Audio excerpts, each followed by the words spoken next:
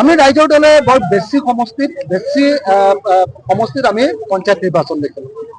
এইকাৰণে যাতে পঞ্চায়ত নিৰ্বাচনত আমাৰ বিৰোধীৰ মাজত ভাগ ভাগ হৈ আমি যাতে কেতিয়াও বিজেপি আৰু এজিপিত জয়ী কৰাব নোৱাৰো, তাৰ কাৰণে আমি সিদ্ধান্ত লৈছো যে নিৰ্দিষ্ট লিমিটেড সিটতে আমাৰ ৰাইজৰ দলে নিৰ্বাচনত অৱতীৰ্ণ হ'ম।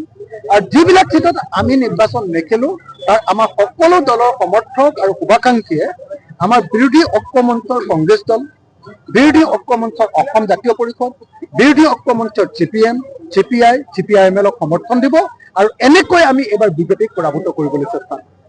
আমি আশা কৰিছিলো যে কংগ্ৰেছ দলে ৰাইজৰ দল আৰু অন্যান্য আমাৰ বিৰোধী ঐক্য মঞ্চৰ লগত একেলগতে পঞ্চায়ত নিৰ্বাচন খেলিব, কিন্তু কংগ্ৰেছ দলে কি কাৰণত, কি ৰহস্যজনক কাৰণত আমি নাজানো তেওঁলোকে একেলগতে নিৰ্বাচন খেলিব খোজে। অথচ বিজেপি আৰু এজিপিয়ে কিন্তু একেলগতে ইলেকশ্যন খেলিব। ভূপেন বৰা ডাঙৰীয়াক আমি কিমানবাৰ কলো যে আমি একেলগে ইলেকশ্যন খেলিব লাগে, তেখেতে ক'লে যে নহয়, মানে ইমান পঞ্চায়তত ইমান চিট আছে, এইবিলাকতো অসম্ভৱ এনেকে বুজাবুজি কৰাটো, গতিকে জিলা ভিত্তিক হ'ব। এতিয়া জিলা ভিত্তিকো কোনো ধৰণৰ বুজাবুজি কৰিবৰ কাৰণে নিৰ্দেশ দিয়া দেখা নাই। নাই, কেতিয়াও নহয়।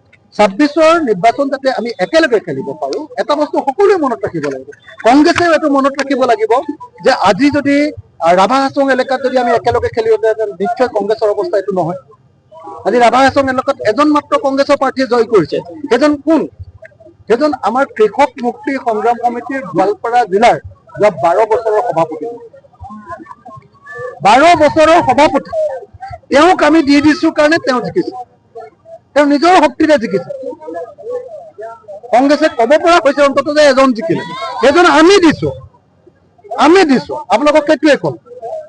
গতিকে এই কথাটো কংগ্ৰেছে বুজি উঠিব লাগিব যে যদি আমি ঐক্যবদ্ধভাৱে খেলিলোহেঁতেন তেতিয়াহ'লে নিশ্চিতভাৱে ৰাভা হাছং পৰিষদত আমি ভাল ফলাফল এটা দেখুৱাব পাৰিলোহেঁতেন।